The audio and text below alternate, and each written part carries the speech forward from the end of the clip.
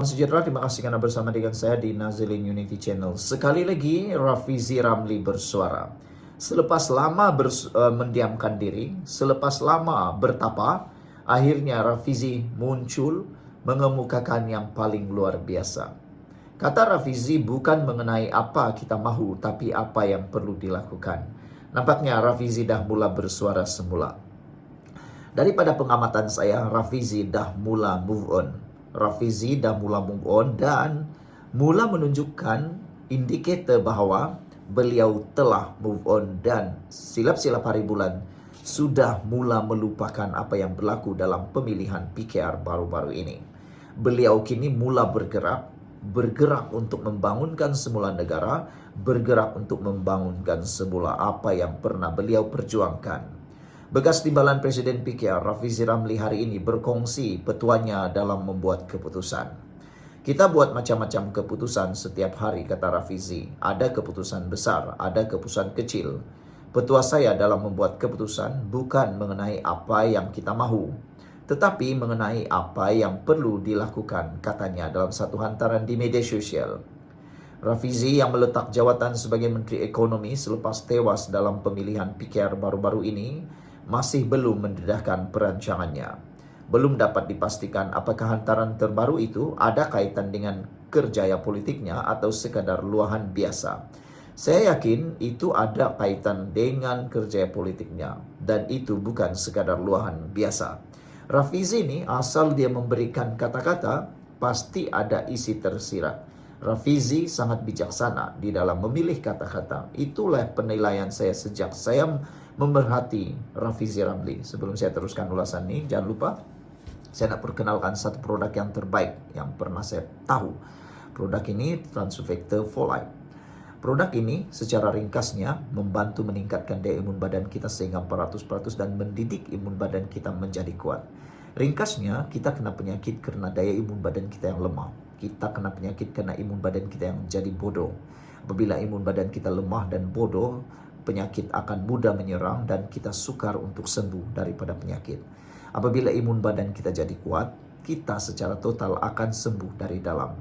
Produk ini apabila kita makan membantu bahkan mendidik imun badan kita menjadi kuat semula. Apabila imun badan kita jadi kuat, Anda tanyalah apa penyakit sekalipun, ianya akan sembuh karena imun badan kita. Dapatkan produk ini, hubungi nomor telepon yang tertera, tanyalah banyak-banyak di sana. Baik, sebelum ini ahli parlimen Pandan itu berkata dia akan berkongsi lebih banyak mengenai perancangannya selepas Hari Raya Aidil Adha. Dalam satu hantaran di X minggu lalu, Rafizi berkata, saya dah rancang apa nak fokus lepas ini, tapi beri masa semua orang bertenang dulu dengan sambutan Hari Raya Haji dan sebagainya. Apa-apa saya kongsi kemudian. Potensi sebenar negara adalah rakyat biasa. Kita perlu kembali bangunkan potensi itu, kata Rafizi.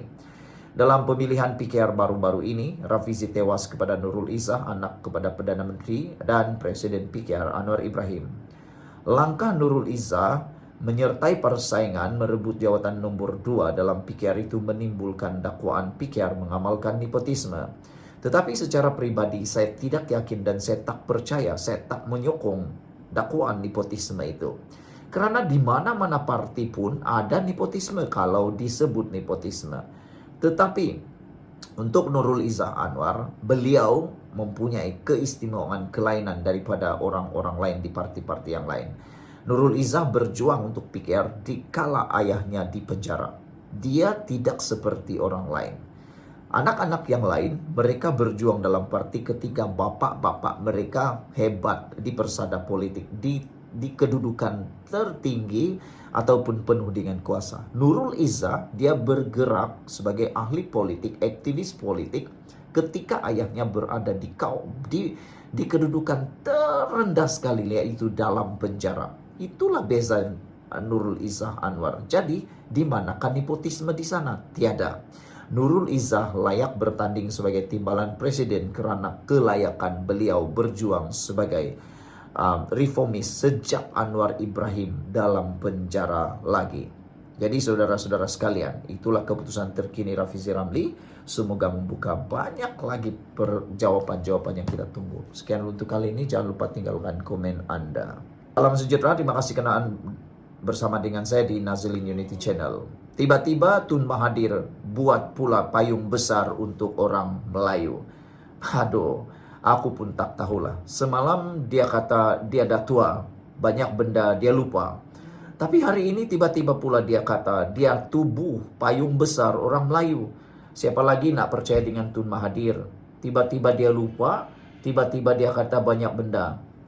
Jangan-jangan nanti dia lupa pula dia pengasas payung besar ini satu hari nanti. Dr. Mahathir Mohamad hari ini mengumumkan jawatan kuasa Sekretariat Orang Melayu bagi menghimpunkan orang Melayu di bawah satu payung besar. Bekas Perdana Menteri dua kali itu berkata, jawatan kuasa itu juga bertujuan untuk membolehkan orang Melayu kembali menguasai kerajaan. Katanya jawatan kuasa itu akan menjadi platform bagi penyelesaian masalah orang Melayu yang gagal ditangani oleh kerajaan. Namun demikian, ramai pengulas dan penganalisis politik kata, siapa sebenarnya yang gagal atau siapa sebenarnya yang bermasalah? Orang Melayu kah atau Tun Mahathir yang bermasalah, kata mereka. Ada juga yang menyatakan, pengulas-pengulas politik, ada yang menyatakan orang Melayu tak ada masalah pun, Tun Mahathir saja yang ada bermasalah. Dia sengaja menunggang isu agama dan isu orang Melayu semata-mata untuk meraih sokongan daripada orang Melayu. Ramai dah kata Mahathir memang dah tak relevan langsung lagi dalam dunia politik dan pentadbiran Malaysia. Tapi Tun Mahathir masih juga nak sangat kuasa sekali lagi. Dia pula menggunakan isu kononnya orang Melayu ada masalah. Sebenarnya tak ada pun.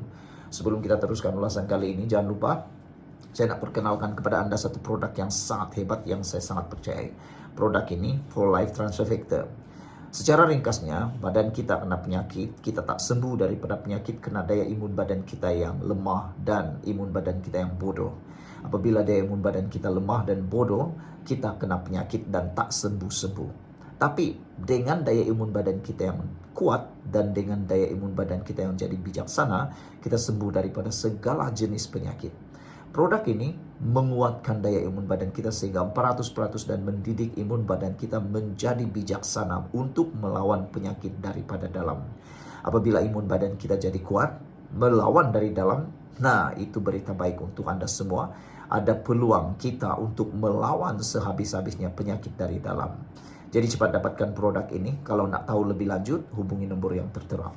Saudara-saudara sekalian, kata Mahathir, jawatan kuasa itu akan menjadi platform bagi penyelesaian masalah orang Melayu yang gagal ditangani oleh kerajaan.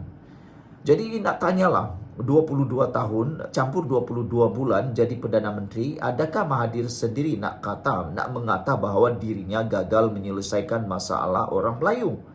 Sebab Anwar Ibrahim baru 2 tahun menjadi Perdana Menteri. Nak banding dengan 22 tahun dan 22 bulan, siapa yang gagal sebenarnya? Adakah Mahathir sebenarnya sedang memperlekeh dirinya sendiri bahawa dia gagal untuk membantu orang Melayu? Itulah yang menjadi persoalan ramai orang. Kata Mahathir, kita sudah bersetuju bahawa kita akan tekankan masalah orang Melayu, bukan masalah parti itu, parti ini, dan masalah orang Melayu melibatkan semua orang Melayu. Teruskan sajalah Tun Mahathir. Dah banyak kali dah anda mengatakan benda-benda seperti itu. Tapi akhirnya gagal juga. Parti Pejuang tak menang satu kerusi pun. Semua kalah dengan depositnya sekali kalah. Mereka, orang Melayu, kata Mahathir, memerlukan pejuang untuk menangani masalah mereka. Kini mereka belum dapat pejuang khusus. Kita tak peduli tentang masalah-masalah lain. Kita cuma nak tumpu kepada satu perjuangan saja. Itu perjuangan menyelamatkan orang Melayu, kata Mahathir. Kita tahu ada banyak masalah yang dihadapi orang Melayu, cuma boleh diatasi oleh kerajaan ini dikuasai oleh orang Melayu.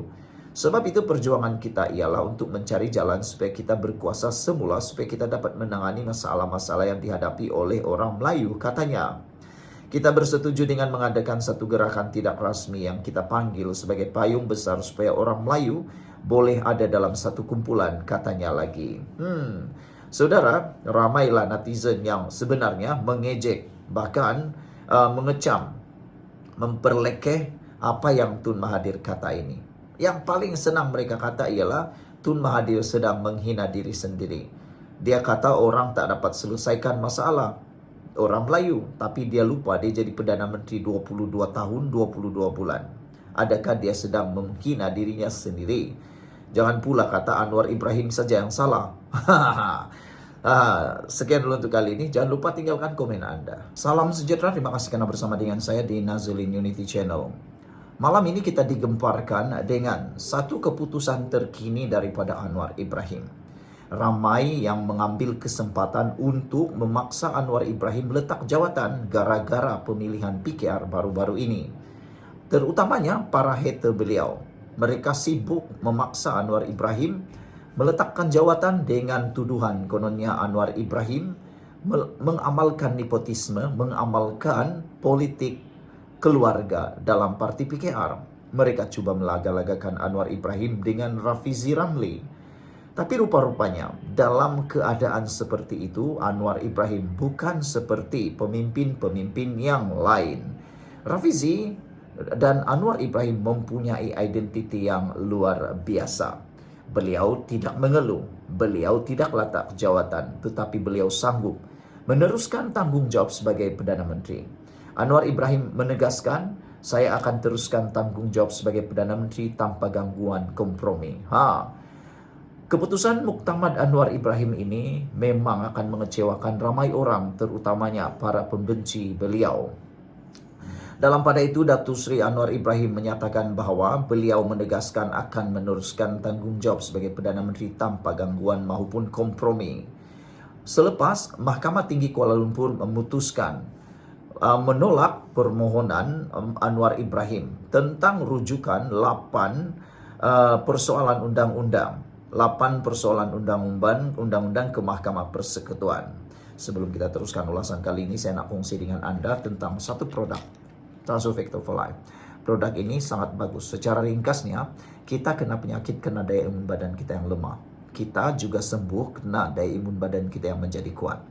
Untuk mendapatkan kekuatan imun badan itu, makan produk ini. Produk ini sangat baik, halal, dan juga lulus KKM.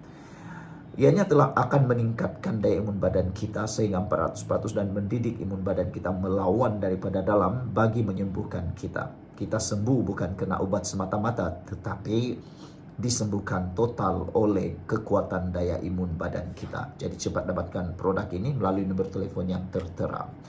Saudara-saudara sekalian, Anwar Ibrahim menyatakan keputusan yang luar biasa dan tegas. Anwar Ibrahim sebelum itu memohon untuk merujuk 8 persoalan undang-undang ke Mahkamah Persekutuan, antaranya sama ada Perdana Menteri mempunyai imuniti terhadap tindakan undang-undang. Dalam pada itu, apa yang menggemparkan kita ialah Anwar Ibrahim mempersoalkan 8 persoalan undang-undang ke Mahkamah Persekutuan, antaranya sama ada Perdana Menteri imuniti terhadap Saman. Sebenarnya pada pendapat saya, apa yang Anwar lakukan ini sebenarnya untuk memberikan duluan kepada banyak orang. Jadi selepas ini Anwar Ibrahim selepas kalah di dalam mahkamah baru-baru ini, maka berita buruk kepada semua Perdana Menteri selepas ini, kamu tiada imuniti. Sebenarnya inilah yang bagus. Saudara-saudara sekalian, Anwar memohon Mahkamah Persekutuan menjawab persoalan termasuk sama ada perkara-perkara yang muktamad seperti perkara 38, 49 dan apalagi itu perkara-perkara yang berkaitan 40, 39, 43. Adakah seorang Perdana Menteri yang sedang memegang jawatan ada imuniti untuk disaman?